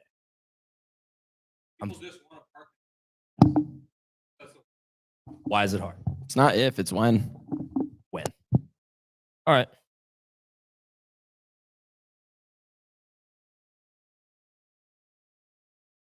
Yeah, we talked about it earlier. Yeah. But youth football programs, Skid Row, and just engaging more people in the community. All right. Awesome, guys. And Patrick, that was, if you want to stay up here, because I'm sure people are going to have some questions. I want to open it up for a little 5-minute Q&A, and then we will wrap this thing up. Any questions in the crowd about how we're going to build true home field advantage? Let's start. Well, actually in the back, San Diego had. Go Padres. Can you?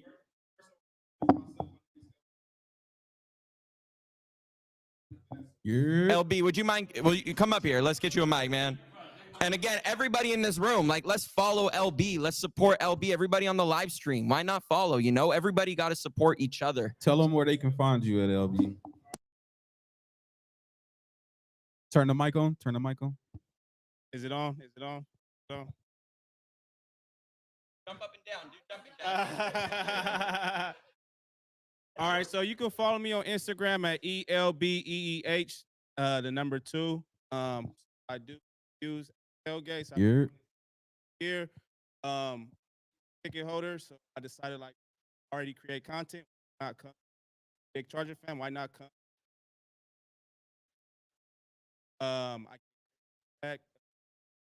Some stuff has been going viral and stuff like that. My question was to be able to reach the fans when we come up with slogan, the chant. How do we decide which one we're going to choose, and how do we relay that to? Great question. So first, how do we decide what we're going to do? Right. That's up to all of us. And I want you guys to take the next few months, brainstorm, think amongst each other, think what could be good. Email us, reach out, DM me. Let's get these ideas flowing. To do another event like this before the season starts, lock in that idea with all of us together, and how we're going to get it activated is by giving out flyers day of game 1. And we're going to print thousands of these things and signs and everything. We're going to post on socials. And look, we got, how many followers you got right there? Let's give them the mic real quick. What your dreams? Collectively, almost 500,000. So we got 500,000 friends. Yeah, wrap up, print the flag. Your dreams, baby. Okay, so let me let you finish. No, that was the question. Like, how are we going to do it? And my point being is we're going to do it with us. We got a power. We got the followers. We got the influence. It's just how can we come together to make an impact? Okay, so as you were giving your presentation, I'm like, when you were laying out the problems, I'm like, I can help, and barely contain myself because I'm from San Diego. Let's go! 619, and I don't know if you see me, but I perform at all the tailgates. I'm there in the pink zone before the game. I go to the games. I'm the one who's dancing through the aisles. I was on the jumbotron, and I also perform after the games on the way out on the exits. I'm chasing my dreams. It's my whole thing about inspiring people to live their dreams. So I could help pass out thousands of those things. If some of y'all want to join me at the tailgates before the game, I'm that guy with the speaker and going through there and also, so I have an idea how we can solve the problem of the Chargers fan base and the Los Angeles fan base. Instead of making it about the city, making it about the colors. I have a song called Yellow and Blue. I just dropped a music video for it last month, including all the Charger fans in the tailgate in the stadium. and performance shots after the game. Let's do it. I can be a part of the Segundo team. I can do all of that stuff. I do it on a daily basis. Yes, and see, it's not about clap round of applause. Yes.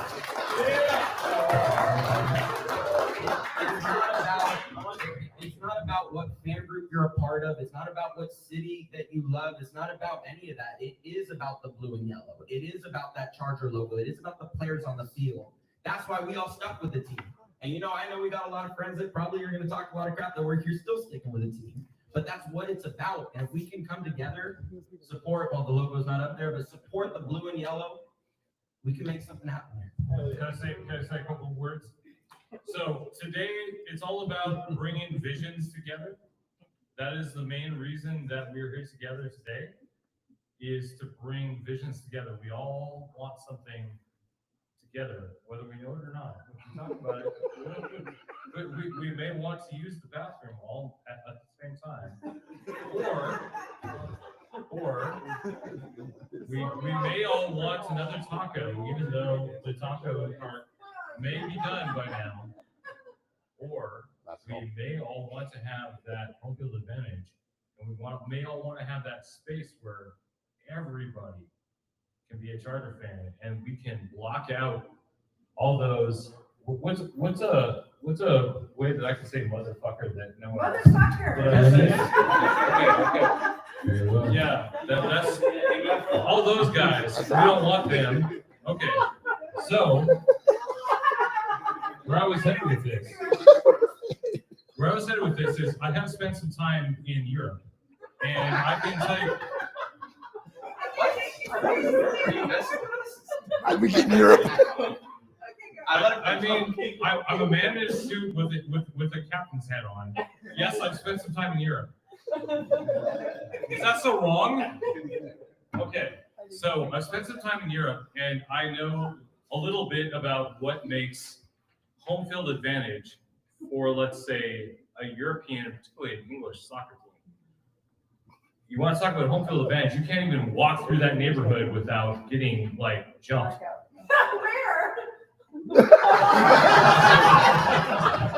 It's the soccer teams. I'm telling you. Okay, so there's a geographic reason for that. There's a geographic reason for that, but there's cultural, and there's a mind space reason for that. I want to make all of Southern California like that for the Rams fans, for the Raiders fans, for the 49ers fans, for the Eagles fans. There's a way to do it. I'm going to tell you how to do it. I'm going to tell you, there's one thing. We talked about chants. That's a thing. So what makes a chant? Well, in England, anyway, it's usually a popular song. It's something everybody knows that's been repurposed to have some specific reference to a problem that team has. So let's talk about the Raiders, okay? So we would say something about Mark Davis's haircut. So like if we could do something about, like, to the tune of I'm on a Mexican radio, but about Mark Davis's haircut, now we're talking. That's a chant that can work. But it would be better if it could be something that's actually relevant to young people that have been born within the last 50 years. So Yellow and blue. Yes. Okay. Yellow and blue. Yes. I'll be yellow and blue. And NFLMike is in the music video. I'm already feeling this. Okay, I'm handing the mic back, but I believe this is what this was about, and I want everybody else to come up and contribute some ideas. Can you come up and do the bull for everybody? This isn't mine. This is Ken's. Oh, that's Ken. Yeah. FYI, So everybody. I talked to a musical artist named Denim, and Denim's been packing out stadiums nationwide, and he actually wrote a song called Bull Denim. And we've been talking about bringing the tailgate. We've been talking a lot. He's busy. He's going on like international tours and stuff, but he hasn't been able to make it to the stadium. But I remember talking to his manager and everything back in in the springtime, and all of a sudden he released something. He wrote a stadium chant though, and he was trying to get it into the stadium. We tried getting the Chargers, and Chargers chartered that, and then but he released it publicly in October, I believe. September with Esther and I at our tailgate, and it's a stadium chant. It's not really like a theme song for the fan base. It's primarily the way it's mixed is actually so like on third down we get hyped up. It's pretty interesting. Again, you know, I don't, like I said, a lot of people, he released it recently, but I don't know if a lot of people know about it. But any other questions about, you know, the presentation or about building home field advantage or some of the tactics? Pappy, this will be the final question of the night. You want to come up here and answer? Yes, for that. We're different. I'm happy as you find out, man. I do the when they say there's no Charger fans, tell them to come see me because I take this around every year. We're all on there somewhere. And everybody's on there. What year did you start this in? Awesome. 86753. But this last game is the Raiders game. Okay, I'm not involved with the Thunder Alley as far as being in their club or their back. I usually park in. I usually park in the disabled parking. When I went to the Raiders game, when I went to park, there was no disabled parking, and I found out from somebody that was there that the Raiders fans had parked in the supermarket overnight, and it was all Raiders in the whole. They took the whole disability row up, so there was no Charger openings for disability. And I know that there's certain areas that are designated for Chargers as far as the rows, the front two rows, but why don't we have any kind of control over the disability parking areas too? I mean, we can talk more about it. There's a specific way we have to go about it. See, what ended up happening, and I do a free giveaway every game. I give away about 15 to 20 items. I do a free giveaway at every game, and I give away about 15 to 20 items. Well, they put me in the fourth row where there was all Raiders there. There was one other Charger in the whole row. It was like down a diagonal from me, and it almost was like Charger fans didn't come down that row because it was all Raiders fans. And I had my granddaughter walk out with tickets to give to everybody because we didn't have any traffic coming through there. And I don't know what happened, but there's usually 40 or 50 people that come because they're getting free merchandise, whatever. And so because where we were, nobody showed up to it, so. We will give you a better spot. Get Pappy a better spot. This kind of goes back to taking over the pipeline. Yeah, definitely. The other thing is, like this event tonight, my man here, Andrew, was doing his podcast and quickly mentioned that he was going to an event. I drove, my trip here is 260 miles just to be here tonight. I know you're driving way further than me, but I try to go to every event that I can, and so one of the issues I have is when there are events for the fans and stuff, somehow they're not being disseminated enough. And the Chargers do this too. Last year they did a coastal tour. I went to the Hermosa Beach. I went to all the LA ones which I found out just days before it happened. And a lot of people didn't know and so they couldn't arrange to get off work or whatever. This was on a Wednesday or Thursday. It was in Hermosa Beach. Beautiful day at the beach. 6 Charger fans showed up, and Chad Alexander and Joe Ortiz were there. Joe Ortiz came to my table, sat down with me for a whole hour, brought his wife, his kids over to me, introduced me to them. But it's like a lot of it doesn't seem to be there's enough dissemination, getting it out. This is literally why we're here today. This is it. That's it right there. We're too diffuse. We're too separated. We're too scattered.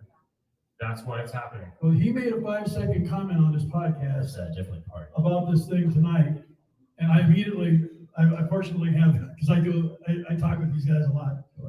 I have his brother's phone number, and we talked on the phone, and I said, hey, Which facility? I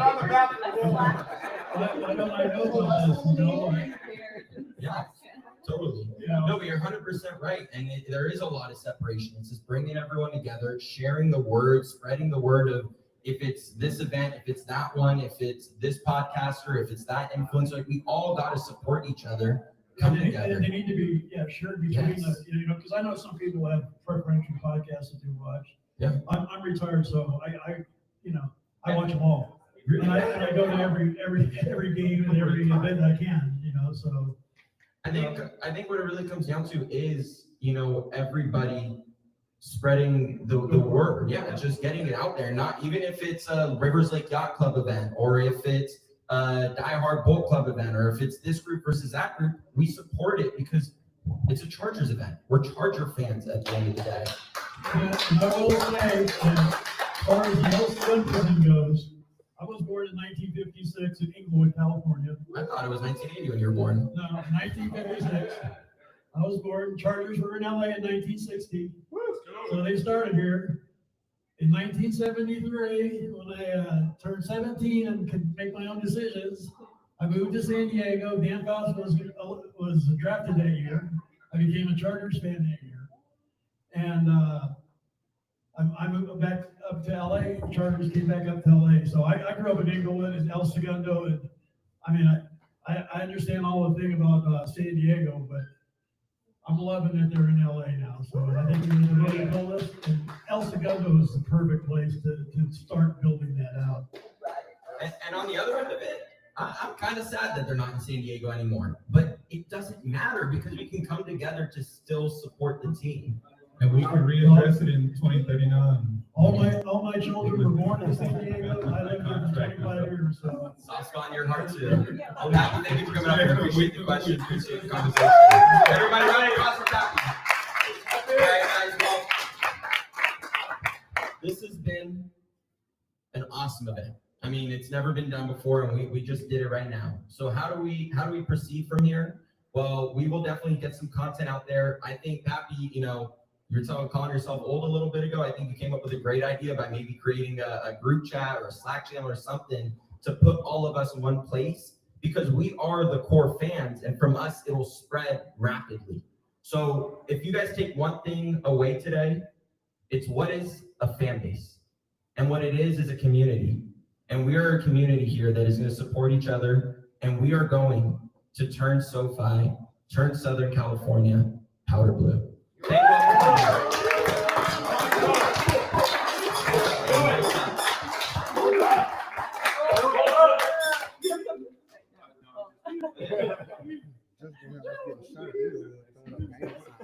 Also, follow me on Instagram, Athletes Advisor right there. You know, again, it's about supporting each other's journey. It's a shameless plug. And then everybody will be getting the QR code for the complimentary consultation. Be sure to take advantage. Also, since we're all in the letting everybody know where you at, I know I'll follow most of everybody, or we follow most of everybody in here. And listen up real quick.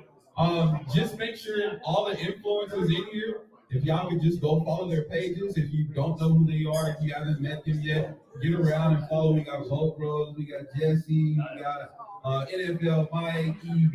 There's a whole bunch of people in here who's on the front line of getting these messages out. So if you don't follow us already, please do so. Yes, Jesse. Yes. Hey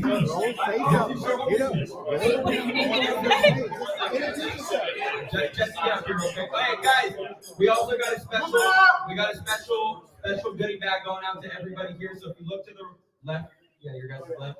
Look at Chase in the Bradley Bozeman jersey. And Chase, turn around. That is a signed Bradley Bozeman jersey for everybody.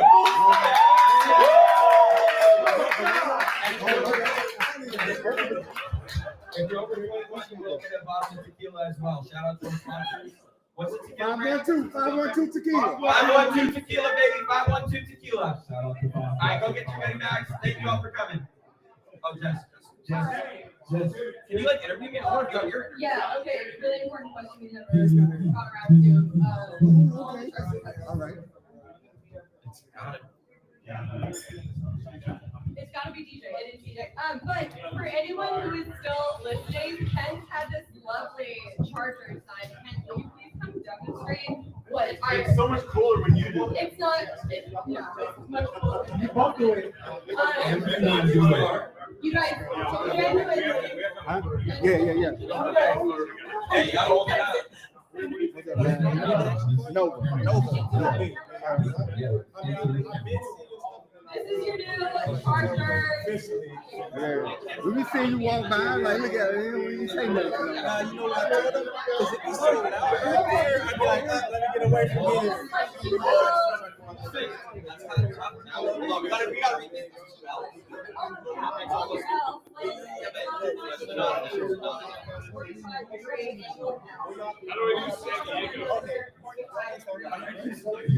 in Ventura. I'm in El Salvador, but I work in San Diego.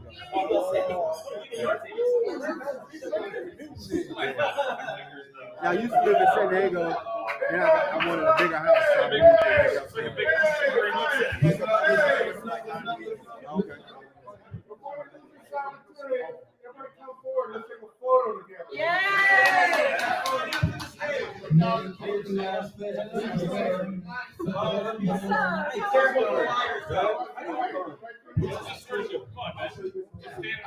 Oh yeah, absolutely. Everybody get to the front. Let's do a quick picture. I'll hold it up in the photo. Photo time. Get up front.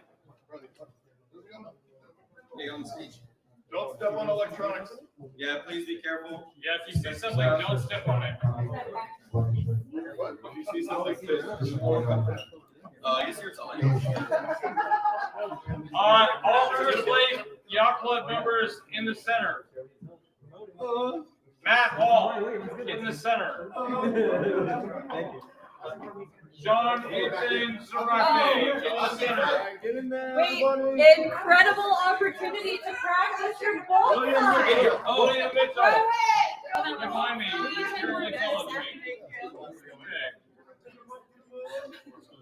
Giselle Shook. I don't know how to pronounce your last name. Throw your ball. Yes, get over here.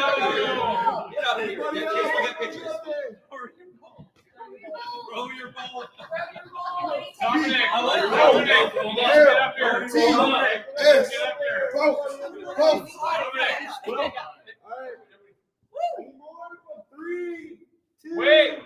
Wait, Dominic's not up here. Dominic, get over here. Dominic, get over here. Hurting my leg. Smile. Hold up.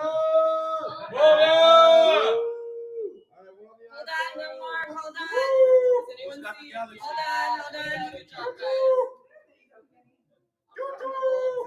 Hold up. 3, 2, 1. All right. Take off.